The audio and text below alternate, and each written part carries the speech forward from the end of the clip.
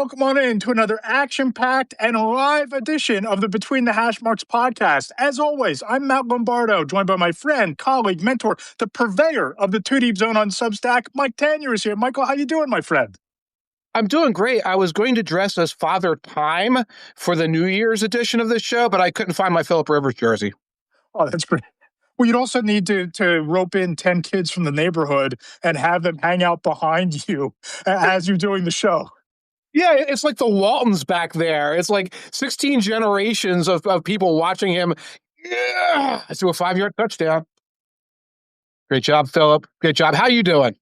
I'm doing great, and Philip Rivers gets to reset the clock on his Hall of Fame candidacy. So we get to talk about Philip Rivers in 5 years from now again. Maybe he'll try to come back again as a play caller by that point in time, but who knows? Before we get into it, a very happy birthday to my father. Papa Lombardo's birthday today. He's turning 68, and one of the few things that I miss about covering a team on a daily basis as a beat writer is he would join me for 1 or 2 trips a year to check out a different stadium. So we've been to Jerry World. He tagged along for that. Went to Atlanta, ate barbecue with Carson Wentz's grandmother at a Kansas City Chiefs tailgate, apparently. So he's been well-traveled. He's been to the Super Bowl when I was at NJ.com. So happy birthday, Pops. Can't wait to celebrate later.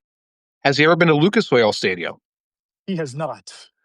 You could be up there in the stand with Sophie and the little one and everybody clapping. Happy birthday, Papa Lombardi. Do not, if Chris Ballard calls, if Carly Ursi Gordon calls, do not pick up. Do not pick up. No, I don't need to have to eat the St. Elmo shrimp cocktail to watch him get his ass beat on the field the way Philip Rivers did. Although Rivers played admirably, he did okay for a couple of games until about 8 minutes to go in the fourth quarter last Monday night against the 49ers, when I think he realized that he didn't have just 2 kids anymore. Exactly right. And like the extra strength Motrin was wearing out, and then he started sort of stiffening up in real time. In the shotgun snap, it's like Peter Cushing playing Dracula with the sun coming out. That's what it looked like. Yes, and a little bit of housekeeping for you. If you enjoy the unhinged sarcasm of the two of us, please go ahead and subscribe in the Apple Podcast Store to the Between the Hash Marks podcast. Leave us those 5-star reviews. They really do help grow the show. You can check out the podcast on my YouTube channel at Matt Lombardo 975. But even more importantly than that, if you enjoy Mike Tanier's firebrand of storytelling, the deep dive into the analytics mixed with dad jokes and superhero analogies, subscribe to the Two Deep Zone on Substack. If you enjoy my reporting, the features that we put out there, we have a fun one coming out tomorrow. Subscribe to Between the Hash Marks on Substack as well. You can follow Mike on Blue Sky at Mike Tanier. I'm Matt Lombardo on Blue Sky at Matt Lombardo NFL on Threads. I think that covers the housekeeping for this week, Mike. But you look at where the season is, you look at where we are on the calendar, it seems like a great time to throw around some New Year's resolutions and handicap the closing stretch. Down the stretch they come, as they say, in the playoff race. Yeah, and even someone as perfect as me might have some New Year's resolutions. For example, I'm going to try and be less grouchy online in 2026. This might mean the end of all of my podcasts because I'm the certified grouch everywhere I go, whether it's here or with Shaz, or if I do one with Jarrett Bailey, or heaven forbid if somebody else has me on, which happens from time to time, I'm the designated grouch. But I'm going to try to be less grouchy. But I got another one. I'm going to ask you yours, but I got another one. Real quick, before we get to your second one, I need to tell you this. I don't think I've ever told you this. You are my Blue Sky North Star, because when I have a really utterly sarcastic, brutal take about something that I think you might be thinking about on a Sunday, I go and I check to see where your mood is at, to see if I should blast it out there into the ether or if I've crossed a line before putting it out there on social media. So don't get rid of all the grouchiness, because some of us need a barometer and a measuring stick for how to handle ourselves on social media. So if you say it sounds like me, you don't post it. That's what you're saying. Correct. Okay. I leave that for you. I try not to cross the Tanier line. Right, especially on Blue Sky where everyone's trying to be positive, and I'm like the one a-hole from Twitter who's still over there trying to do things like Twitter and just trying to stir the pot. And it's like, I got to try and tamp that down a little bit, but also I've got a couple phrases and terms I'm going to try to retire. Okay. And one of them is, he's in his bag.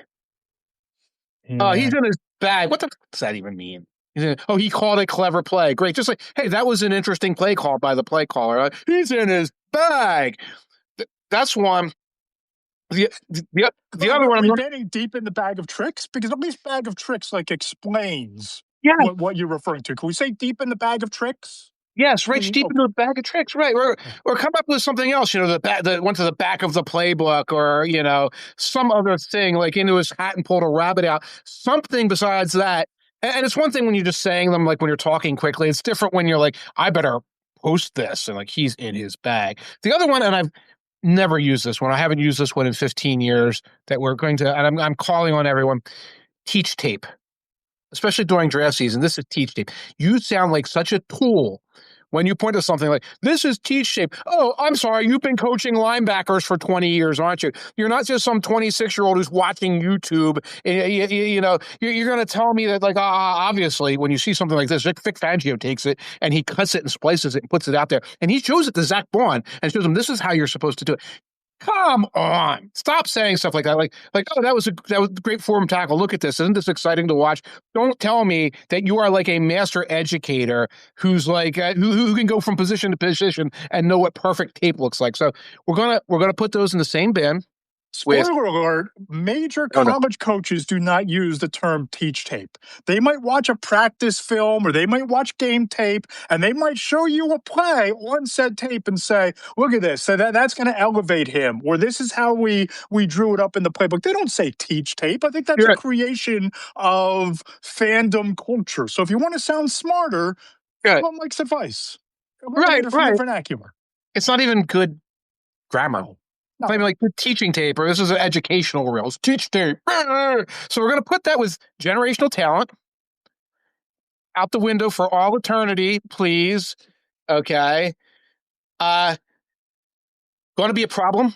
Remember that one from a couple years ago? Yeah. Going to be a problem. It had its little moment, and it's gone. And I'm gonna work on this one with you. Quarterback whisperer. Yeah, I have to strike that from the vocabulary because Strike that. we've learned time and time again that some of these guys just get lucky and draft good quarterbacks, or Right, right. they get exposed when they don't have a great quarterback. And I'm looking at you, Kevin O'Connell. I'm staring in your direction. Even though JJ McCarthy had the game slowed down for him a little bit, Sean McVay had Jared Goff at a great point in his career. Sean McVay has Matthew Stafford, who's an Right. MVP. Josh Allen is Josh Allen. Brian Yeah. Dable did not whisper in his ear and make him an MVP, and neither did certainly Joe Brady. McDaniel showed up when Brady was like 29 years old. So it's like, oh, look what he's done with Drake May. It's like, okay, fine. He didn't develop anyone else. Okay, he was there. He gets this guy who looked like he was going to be good, and like things worked out for him. You're not a quarterback whisperer. You're a coach who got there, and then things went well for you. I'm going to say the same thing with Ben Johnson. Frankly, okay, you didn't develop. Okay, did you develop Caleb Williams? We'll see. Okay. But yeah, you can coach well. You don't have the special magical thing. Just give him any quarterback and he'll make him good. So we're going to take those. That's all on my list of New Year's resolutions. What about you?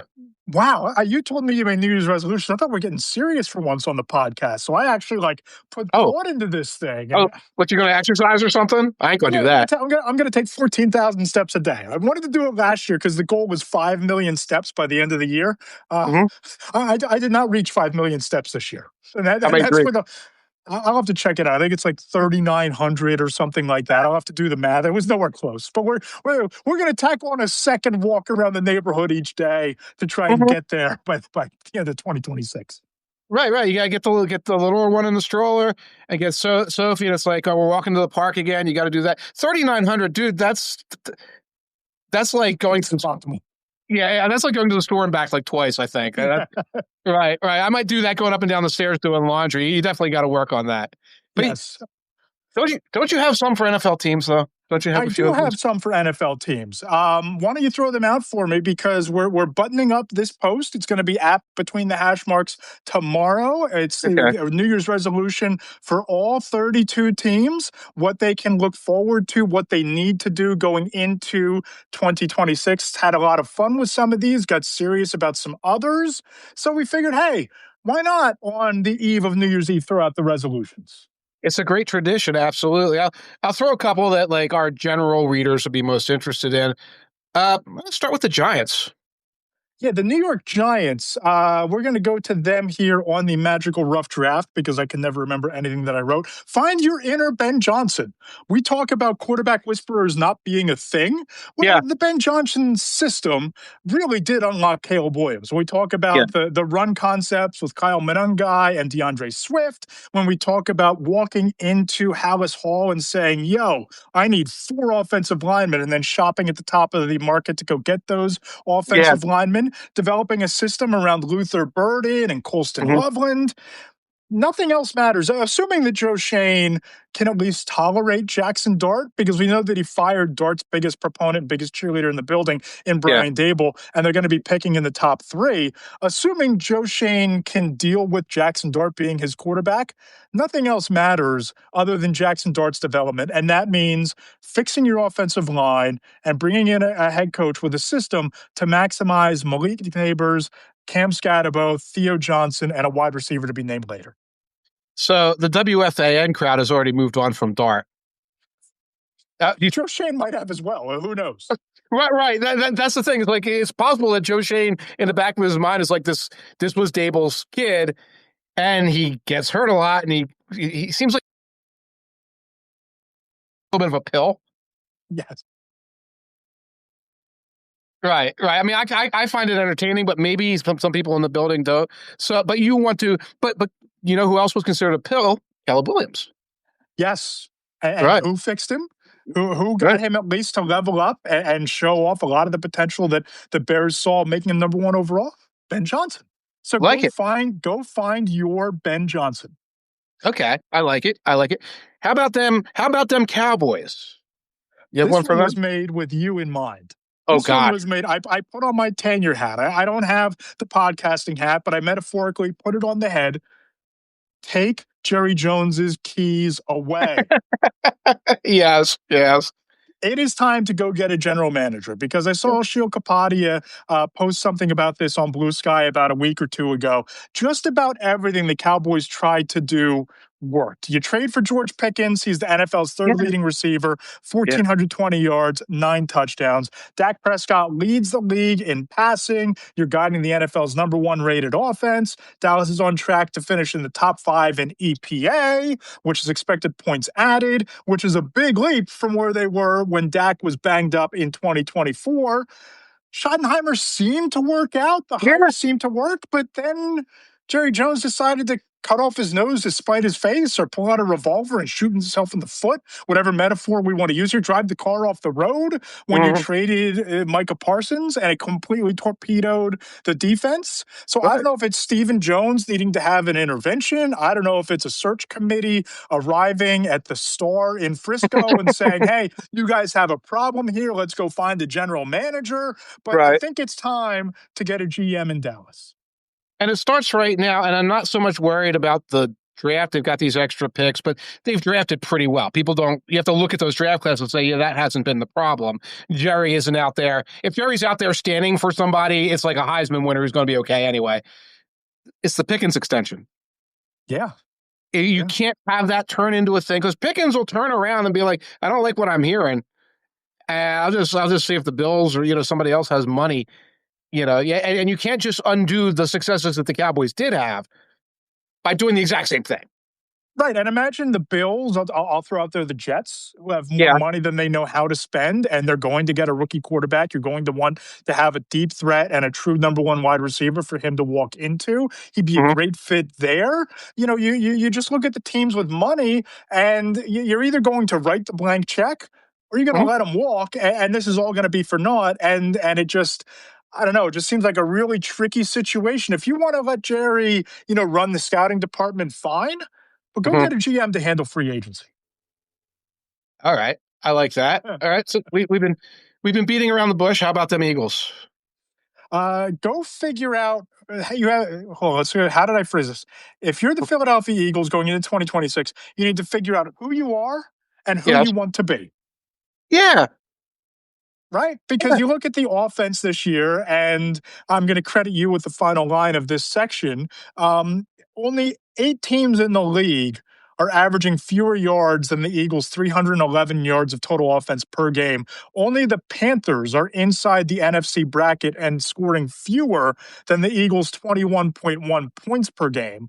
They need to find a way, regardless of what they do going into next year, they need to figure out how their offense is more than, hey, we're going to have Jalen Hurts chuck it downfield to A.J. Brown or Devonta Smith 3 or 4 times a game for chunk plays to make up for stretches where the offense completely goes away. Now, you look at just going deep inside the analytics and the numbers here.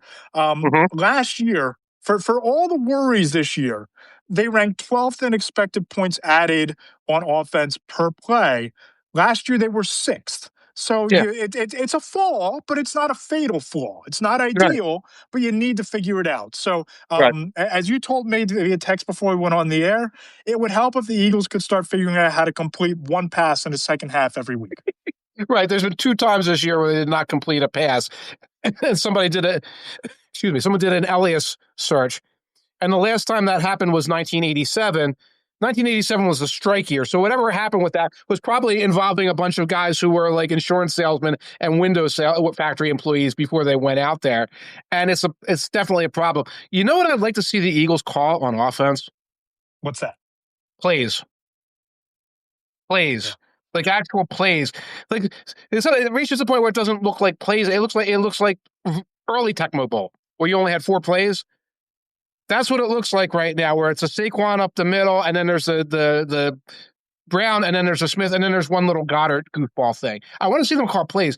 You talk about the offensive coordinator situation. I'm not sure they have one. Yeah. And you juxtapose what the Eagles are doing with what the 49ers and Kyle Shanahan are doing right now. You talk about plays. The one that sticks in my mind is the way that Shanahan schemed Jawan Jennings open deep downfield with Ricky Pearsall just a few yards away, perfectly positioned to throw the block that sprung him for the touchdown that put the game just out of reach. You don't see the Eagles with any of those intricate route concepts. You just see go routes and then a couple of skinny posts or slant patterns deep in the red zone, because Dallas Goedert is now the red zone weapon that the tush push used to be. Like, there's just no identity. There's no creativity. I had so much fun watching that Bears-Niners game on Sunday night because it was 2 bright offensive minds reaching deep into their bag of tricks to call all kinds of interesting play concepts, and it paid off and it lit up the scoreboard. The Eagles just feel like they can't get out of their own way. Yeah, I was jealous too. Watching those games. It's like, yeah, I'll take the wild and wacky shootout over, the 13-12 against the Bills. And it's like, oh, we're going to spend the entire second half hanging on for dear life. And maybe Josh Allen won't make enough plays. He didn't make enough plays. Don't like that as your path to victory, though. History tells you if you keep giving Josh Allen the opportunities, he'll take enough of them to beat a team. And he had the opportunity at the end of that game. I mean, people have debated on talk radio. My father called me out of the blue last night just to talk about the 2-point play at the end of the game. He missed the throw. The play call worked. He missed the throw. He missed the throw. Joe Brady schemed the receiver open in the back of the end zone. Yes, we can talk about a little bit of the pressure that had him drift a little bit to the left. But 85 to 90% of the time, Josh Allen makes that throw. The play call worked for the Bills. They did what they had to do. There's none of that creativity in the Eagles offense right now. No, there isn't. Sometimes you see goal line plays and they're in a little bit better shape, but you have to get to the goal line, and the Eagles are like near the end of the league and actually reaching the red zone. Like, their red zone conversion rate's actually high, because if you only get there like once a week, you better punch it in. Otherwise, we'll be talking about them as a playoff team right now, and that's what we're doing. And one playoff team, well, I guess technically for now, 3-ish that we have to talk about in the NFC South. I think we both had similar jokes on Sunday, because I wrote in the column, just relegate the entire division to the ACC, even though I'm not sure that any of them could cover the spread against Wake Forest. And then I saw that you on Blue Sky posted to relegate the loser to the ACC. You tell me that you have a plan to fix the NFC South. Yeah. Now, by the way, how on earth do you shine that turd? Because that's the division nobody seems to want to win, and nobody seems to be able to win right now. You give the playoff berth to an all-star team of the division. You cancel Saints Falcons, which has relevance, because I believe if the Falcons win, that means the Panthers win. I don't think. Panthers win. Yes. Yeah. Okay. Right. And cancel the Saturday nighter against between the Buccaneers and the Panthers, and you create an all-star team. So okay. So the all-star team: Bijan at running back, obviously. Okay. Chris Olave, borrow a saint, with the Bucs wide receivers, and that's your receiver core. I guess you can put Kyle Pitts at tight end. I want Tedero McMillan in the mix there. Yeah, put Ted in. We'll put Ted in. He'll be the deep threat in that group. Falcons offensive line. I think that you just bring them on. They're a solid offensive line. Defensive block for Bijan. Yeah, they can block for Bijan too. They can block for Bijan. They protect Kirk Cousins too. Like he's basically practically Phillip Rivers, and he's rarely on the ground. That their Falcons offensive line is never the Falcons' problem. Okay, so defensive line of Derek Brown, Vita Vea, Chase Young, and those Falcons rookies. Good defensive line. Linebacker, I didn't bother writing down. Just get some good linebackers. Get them. Okay. Cornerbacks from the Panthers, J.C. Horn and Mike Jackson. Safeties, Antoine Winfield and Jesse Bates. Big bounce back game for Jesse Bates the other night. Okay. There's a kicker. Probably McLaughlin's probably the kicker from the Bucs. I don't know. I haven't been looking at kickers. On odd number weeks, Bryce Young's your quarterback. Even number weeks, you throw Baker out there. Okay. So in week 1, Bryce Young, because he's Superman on odd number weeks, he gets the call, and then in the second round, you put Baker out there. Maybe you platoon Baker and Kirk Cousins in the even number weeks. And you left Canales coach, because I know they haven't tuned Canales out. Todd Bowles, I don't know. He could just he's talking to brick walls. And it's bizarre because you talk to people inside the league 2 weeks ago, and they think you're crazy to even suggest that Todd Bowles could be on the hot seat. But you look at the way that team has performed down the stretch, losing the game to Carolina and losing in Miami, of all places, when you still had everything in front of you. I don't know if they tuned them out. I don't know if they quit. I don't know if they just aren't good enough. I don't know if they were an early season schedule mirage, but something has gone dramatically wrong there. There's too much talent for them to be limping to the finish line the way they are right now. It feels like a tune-out. It really feels like a tune-out, and just the flatness when you go back and watch that, and just guys missing assignments. And Baker seems to be playing his own game right now. Like I don't want to watch the Buccaneers. I'm rooting for the Panthers. Because it's just it's like a crime against the sport of football to get into the playoff chase and be in a situation where they put the easiest opponents in the world against you. Just knock down the pins, and you don't do it. It's like, well, then you don't deserve it. Niraj on the go checks in as a Bucs fan. I am ready for the season to end on Saturday. That's fair. I think that's fair as a Tampa Bay fan. They got that 2023 Eagles feeling. It's like, okay, just don't do this to us. Of course, Eagles lost in playoffs to the Bucs that year. You know, a couple of years go by, things changed, but it was a younger iteration of that team. It wasn't even the Brady team, was it? It was a Baker team. I don't even remember. It was a Baker team. But I mean, I don't know about you, but I look around the league right now, and I just don't see an elite team. I don't see a juggernaut. I think that there are some teams with really good components. I think there are teams with really good bones. I think that this is, for the first time I can remember, you're walking into the playoffs. It's obviously different because you don't have Patrick Mahomes and the Frankenstein monster that is the Kansas City Chiefs. It just seems like you put these 14 teams in a hat. I could pull a name from the hat. Maybe we'll do this next week, and we'll build the case that team can win the Super Bowl, because it really feels like it's anybody's game at this point. That's absolutely it. And before Mahomes and the Chiefs, we were conditioned by Brady and the Patriots, and they usually had their one or two designated super competitors with them. You know, for years it was, whoever Manning was coaching or whatever, or it was whatever Drew Brees was quarterbacking. And then you had Lamar Jackson and Josh Allen, so you had like the unholy trinity in the AFC. Two of them mostly gone, and Josh Allen reeling. So it is that. Well, let me ask you this. We have a bunch of questions lined up.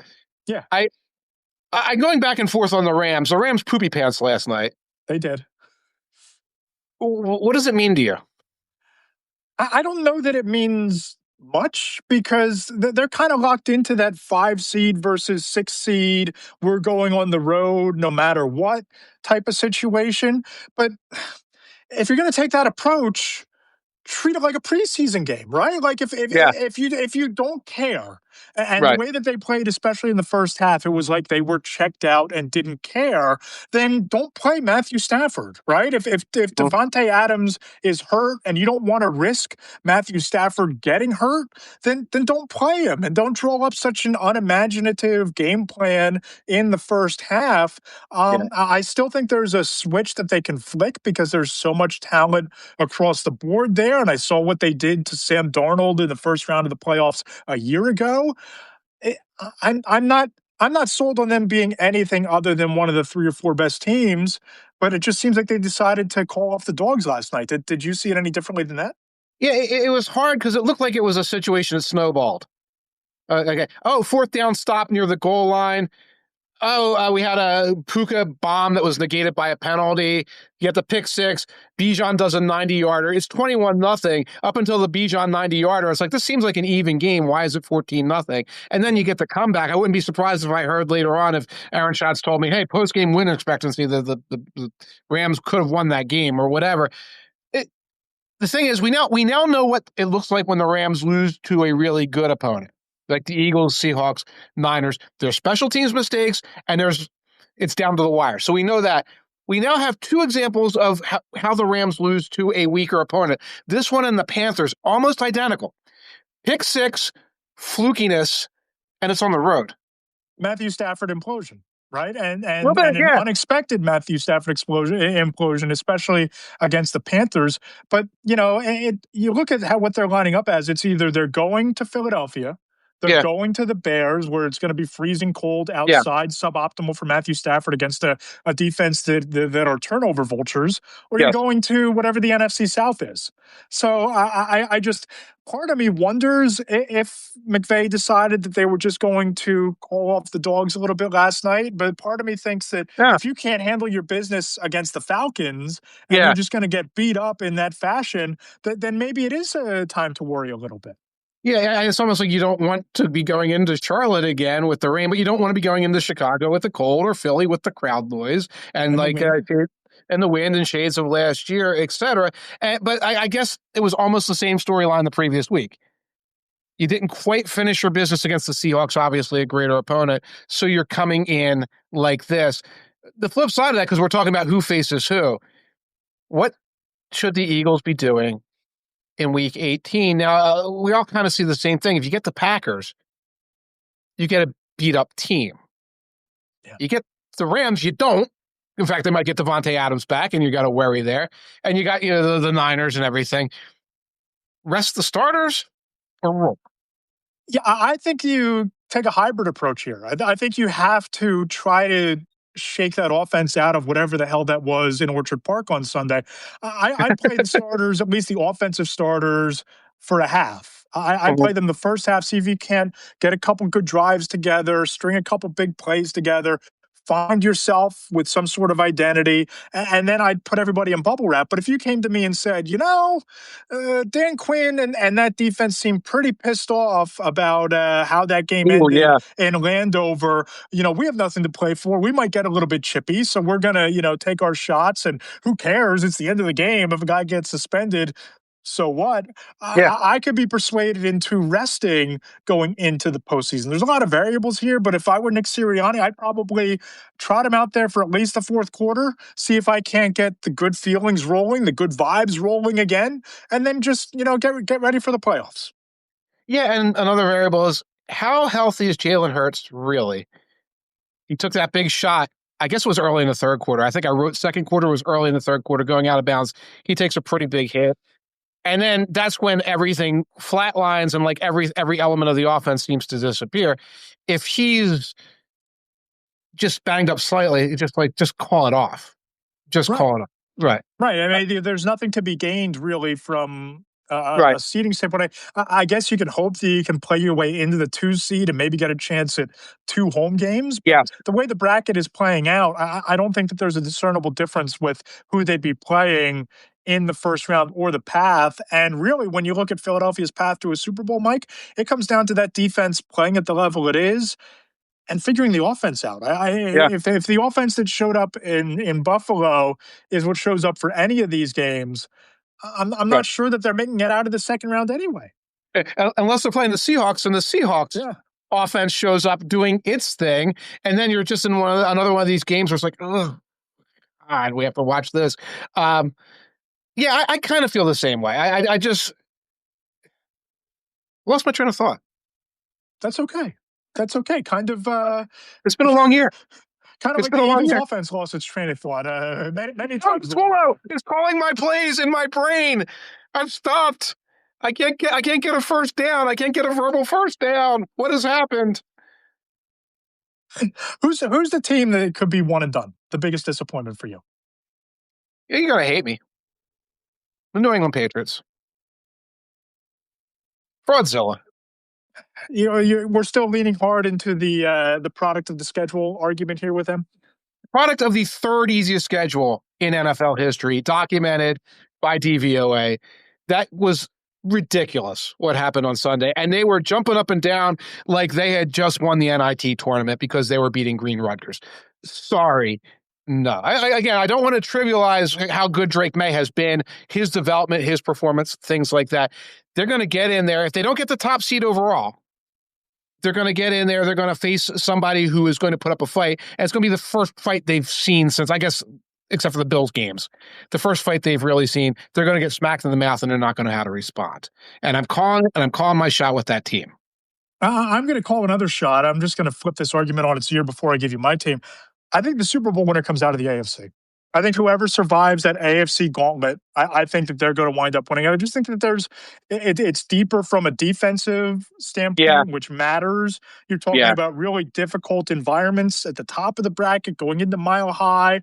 If New England survives, going into New England, the Jaguars are turnover vultures. The Texans are just a pack of wild wolves on defense that like brainwash themselves into thinking that if there are four of us around the football, we're going to give up a big play, and it's working. It just seems like whoever survives on that side has a far better chance to emerge more battle tested than anything on the NFC side of the ledger. And I think battle test is kind of what this comes down to for me, where we look at these very flawed teams, there's the Rams and the Eagles and all, and we realize they've all played each other over and over and over again. Then you go to the less flawed teams and you look at their schedules. I'll put the Broncos on that list. And it's like, you haven't been tested very much. The Bears have now been tested a little bit more. I think you get a better sense of them. The one that has not been tested, where the test is the Bills, was the Patriots. And I keep going back to it, and it's like, you look like a very, very much like just a false positive, and you're going to go against one of these teams, all the things you described, with their defenses, with the fact that they've had to manufacture victories like this. And you're going to have that learning lesson that puts you into happy to be here, wait till next year mode. The one team that I think is the one and done disappointment waiting to happen is the perennial one and done disappointment waiting to happen. It's the Chargers. And I surveyed a handful of executives and scouts Saturday night and Sunday morning for the column on Monday, and a couple of them were all in on the Chargers still. One of them said that it's either the Rams or the Chargers. They're on either side of the bracket. They'd fear them. And a high-ranking front office source told me he wants no part of Justin Herbert and the Chargers.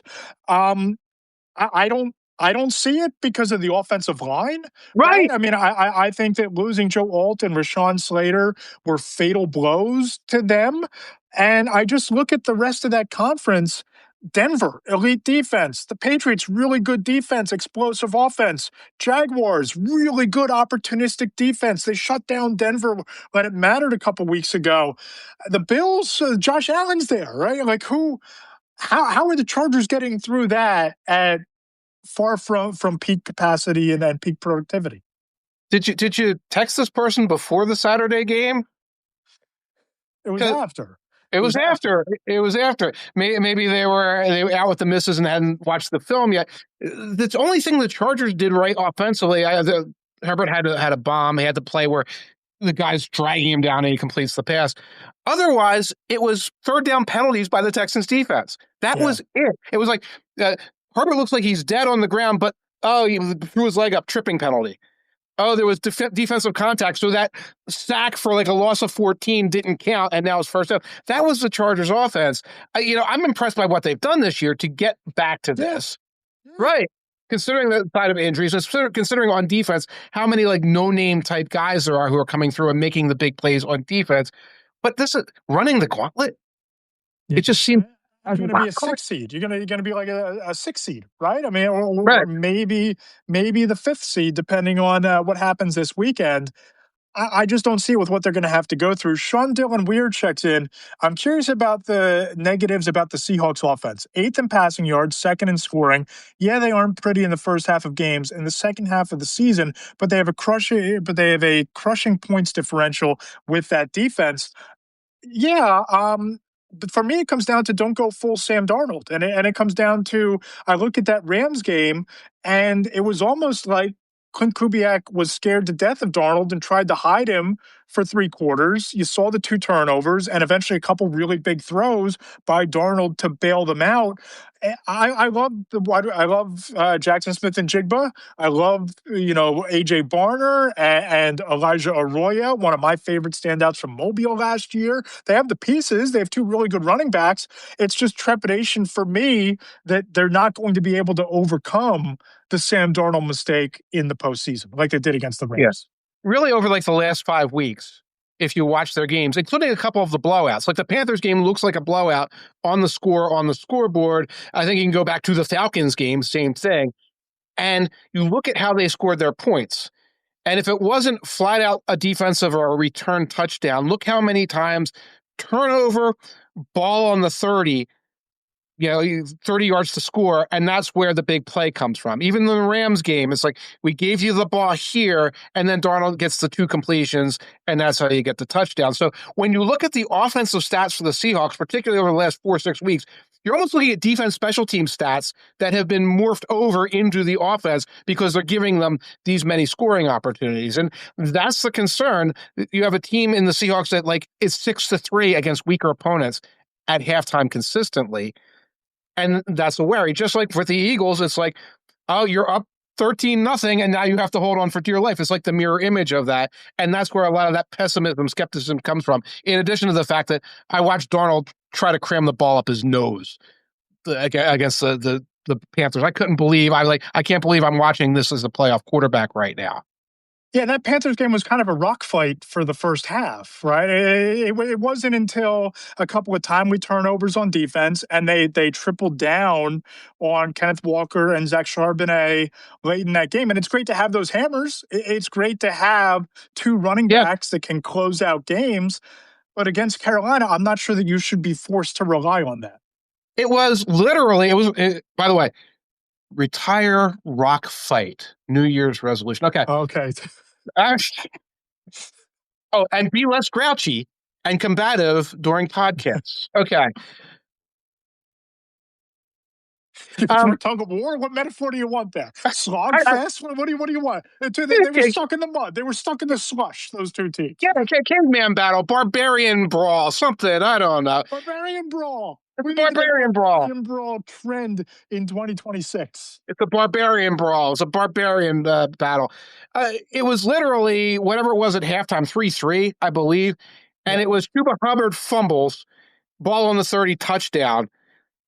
Young interception, ball on the 35, whatever, touchdown. 35, yeah. Right. So, and you got plays from Charbonnet. Yeah, you did get stuff like that, but that's literally what was going on in that game. And if you go back, mirror image Falcons game, mirror image end of the Seahawks game, the Rams game, except you had to come back from further against a better opponent. Yep. Who's the team that we should care about that we probably have no business even giving damn about in the AFC North or the NFC South with the 1 spot still open? None of them. I mean, I guess the one that's most likely to just do it and not even realize they did it is the Panthers. But if I actually was scared of a team, it would be the Ravens. Yeah, that's where I'm at. I think all of these teams are one and done. And it's kind of a travesty that anybody from the NFC South is getting in, let alone a home game in the playoffs. Right. But it's the Ravens. And you saw why at Lambeau Field. I know that those were backup defensive players across the board for the Packers, and they're so banged up. But you still have Derrick Henry. There's still a ton of talent on that defense. And if they get in, you're talking about playing the Texans. So maybe the defense makes enough plays against C.J. Stroud to turn him into September Stroud, which is all you need to do for 1 game in the postseason. And remember, back in week 5 in the blowout win, they were up against the Inner Harbor Dock Association negotiation. It was Right. Cooper Rush at quarterback. It was Yeah. second and third string defensive players across the board. Maybe it's different this time around when John Harbaugh remembers, oh, I can hand the ball to Derrick Henry 37 times a game, and it's going to work out fine. So, if anybody can win one game out of that slop, I think it's Baltimore. That's it. And if you looked at it the way, like, say it was college football or college basketball, and the voters came in, and like a bunch of us came in, and like we got to make these decisions, you say, Hat up on the rack before we went in the room to like right. decide and debate these teams. Yeah. Yeah, grab the quadruple whiskey that I know they're all taking, because look at the decisions they make. You know, you don't become like a college football person like that if you're sober ever. But like you would say, oh, a team with a 1-5 start due to injuries, and then even with the Ravens' losses down the stretch, you look at their down the stretch record, and then you say Lamar Jackson, and you put them in the playoffs, and that's what that's what you would do. And that's kind of what I'm looking at with this particular team, where, yeah, they could be trending. All those arguments you make to put them in, that's it. But even they're a long shot.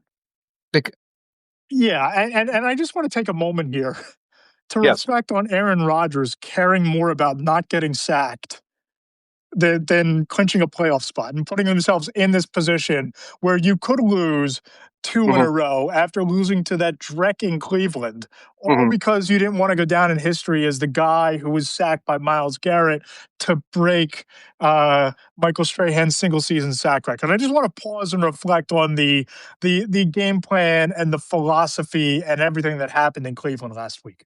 Yeah, you know, everything the Steelers have done since about week 6, they've gotten sucked into the Aaron Rodgers narrative. They are now like all the supporting cast for what Aaron Rodgers wants, what Aaron Rodgers, he's mad, so he goes on a winning streak. He doesn't want to get hurt, so he goes on a losing streak. He gets injured, and we have to hear about his toughness and everything else like that. He misses a week, he comes back, all this other stuff. They're trapped in that sauce right now. And I don't want that to continue through the playoffs. Like at some visceral level, it could, because they could win games 100 different ways. But Marcus Valdez-Scantling, he's going to get like a dozen passes. Do they know Alan Lazard is on the waiver wire? Do they know? Does he know? Did they not bring him in? I guess, well, look, Adam Thielen is like a better version of Alan Lazard. Yeah, you're right. But that's what that team is. And that game, the end of that game was ridiculous. And the fact that the game came to that end, that they couldn't just manufacture a bunch of field goal drives. The Browns offense stopped after the first 2 series. Yep. Manufacture some field goal drives. Hey, that may require you to stand in the pocket a little bit longer, Aaron, if you don't feel like it. Get that win. We're not talking about that game at all this week. Right. And they would have clinched. They would have been preparing for the playoffs. Everything would be fine. Now I'm kind of hoping that karma comes and smacks them in the ass in the form of Derrick Henry running over them. And they can sit home for not caring about the postseason in week 17. They can hoist their 9-8 record, non-losing season trophy again. Hanging on the banner. And I for sure. Hanging on the banner. Have some pierogies. Yay. 8 more years of Tomlin. 8 more years of veteran quarterback. Phillip Rivers, 2026. Make it happen, Steelers. Make it happen. So now we've talked about the quarterback who might not matter. Who's the guy that the entire thing hinges on? This was a fascinating question. You are apparently going non-quarterback according to the email. Who's your guy here? Who do the playoffs hinge on? Okay, I picked an oddball. And that is Ariante Ursary, the left tackle of the Houston Texans. Okay. And I struggle because I have struggled saying Ariante Ursary. I'm almost certain I said it right this time. When he's healthy, the Texans' offensive line is below average. When he's not healthy, as in last week, they are below the Chargers in terms of ridiculous absurdity. They had a guy out there by the name of Jared Kingston, I think from the Kingston Trio. He was playing last week. Blake Fisher, I think, was playing 3 positions. It was nightmarish. And you saw it if you saw the second half of that game against the Chargers. It was 2 quarterbacks playing in traffic. Yeah. If you get Ursary out there, the Texans' offense goes from non-existent to mediocre, and the Texans' offense mediocre, plus the Texans' defense best of the NFL, is Super Bowl appearance. They get to 20 points, and they drag your quarterback to hell, and they keep him there for 4 quarters, whether it's Herbert, Allen, Mahomes. They've done it to everybody. You know they'll do it to May. Aaron Rodgers might fake an injury if he's got to face these guys. Okay. then the Texans are that team. So that's why I'm going on. He was hurt last week. I believe he's on his way back. He should be back to the playoffs. I'm going to say it one more time. Ariante, Ursery, rookie left tackle, Houston Texans. That's my guy it all hinges on. I love that you went there because I think that we've evolved over the last 2 or 3 weeks when people blasted me on social media for calling the Texans one of the more complete teams in football. Because when you have that defense, you don't need to square the circle. The circle can come to like here. Right. And not many teams are even getting here. When you look at Yeah. the two defenses in Chicago and San Francisco the other night, when you look at the offense in Philadelphia, when you look at the concerns about how battle tested you are and how well you can close in New England, when you look at the Rams, kind of this late season slide, and the special teams, kind of great, and the special teams, you fired your special teams coach in the midst of a playoff run. All I need to get to is 20 points with the Texans, with that defense, as you said. Yeah. And Stroud is playing great. They're running the ball with Woody Marks a little bit when they can pedal down on the running game. They're one of the toughest outs in football. So I love that pick. It's a bust-out pick, which I'd expect from you, and you surpass those expectations. A little outside the box, and I picked a name I have a hard time saying, which I rarely do on podcasts. In fact, I usually cut and paste his name when I'm writing him. But who do you have as your one guy it all hinges on? I did not go obscure. Good. I went Bo Nix because there's a good chance that the Broncos are going to be the number 1 seed. Tough place to play at Mile High. Denver's 8th in the league in DVOA, which is 3rd among playoff teams on the AFC side of the bracket. He's 10th in EPA per play this season, but 3rd in the AFC among playoff teams behind Drake May and Josh Allen, playing a tougher schedule than Drake May. He's 6th in passing yards, 7th in passing touchdowns. He has 9 touchdown passes to 2 interceptions in games against playoff teams. But then you look at what happened against Jacksonville, and you look at a team that's of a similar style of defense with an offense that can put up points as well, and you ask him to come through in the clutch, and it doesn't happen. All the comeback victories are amazing. The numbers are off the charts for a second-year guy, considering that there aren't a lot of sure things in that supporting cast. But without a Patrick Mahomes to go through, it just seems like with that defense behind him, if they get 2 home games, it might come down to Bo Nix in the AFC. Right. And with him, I guess it's not so much that I worry about him in the clutch because we've seen a bunch of comebacks. I worry about him making sure that it doesn't have to be clutch. Like if your defense is out there and they're putting these games away, and we can say the same thing about the Eagles offense, or we can say the same thing about Darnold, get the points when you get them, get the lead, and let this turn. I'm just checking right now. Denver Broncos first quarter opponents have outscored them 64-63. This is a 13-3 team that is being outscored in the first quarter. So if you don't want to be clutch, don't be clutch. Get out there. Run the system, get the points early in the game. And I think if Bo Nix can do that and be a consistent guy like in the first half, in the first 25 minutes of these games, then we're not talking about these things. But you're right, so much hinges on him. And he is a little bit of an unknown. Yeah, they made the playoffs last year. It was a house money situation. Where is he right now? What will he do in this scenario, especially against these tough defenses? It's a much better spot, right? I mean, you have a better running back behind you. You're at home versus going into the Buffalo buzzsaw like they were last year in the playoffs. You have that experience, so you're not going to be too big for the moment. And you have one of the most opportunistic defenses out there. So, I look at the playoffs, and we can talk about this being Josh Allen's validation moment. We can talk about if the Texans can get it done on the back of a defense. We can talk about, in the NFC, if Caleb Williams rises to the moment, if the Rams can put it all together. It just seems like Bo Nix might be the linchpin for the Broncos, and if they're the number 1 seed, I think he matters more than anybody. That's true, and it looks like they're trending to be the number 1 seed. It sounds like I think Harbaugh said Herbert's resting.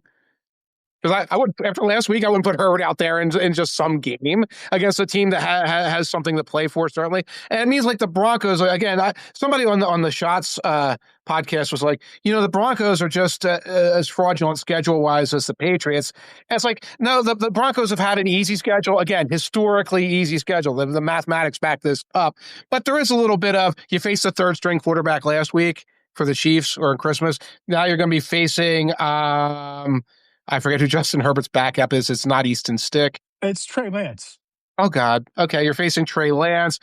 Get in there, get home field advantage, and then you put yourself in that position to maybe Bo Nix can win, and maybe you don't have to worry until the second round. Yeah, I mean, look, they beat Jalen Hurts and the Eagles. They blew the doors off of the Houston Texans, or they beat them 18-15, so it didn't blow the doors off, but a win's a win. They beat Patrick Mahomes, right? Yeah. You know, there's some with decent wins on the ledger. They beat Green Bay, with Green Bay still having everything in front of it as a potential number 1 or 2 seed in the NFC, Right. and they came up short against the Jaguars. So I'm Yeah. not seeing, It's byproduct of a schedule when you're talking about doing no. what they did, especially some of these games being on the road.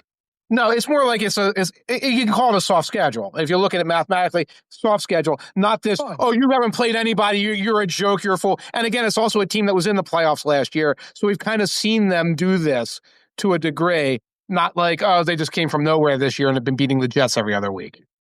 Yep. What's your circle game for?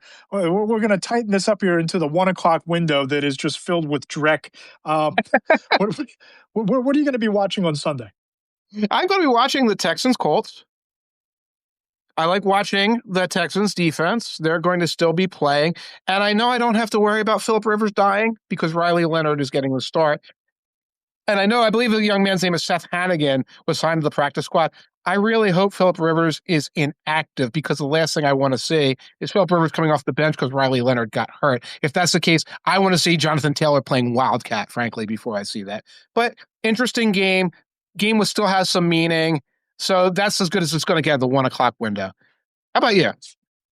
I hate myself, so I'm going to have on the main TV of the 3 in the command center, I'm going to have Browns Bengals on.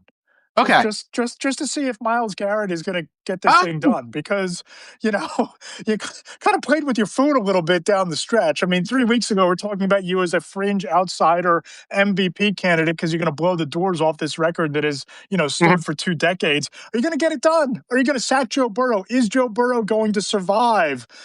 Zach Taylor's going to play him for some reason. I don't know why you're trotting him out there with this at stake, but I hate myself. So I'm going to watch 2 mediocre teams and see if Myles Garrett can break the record.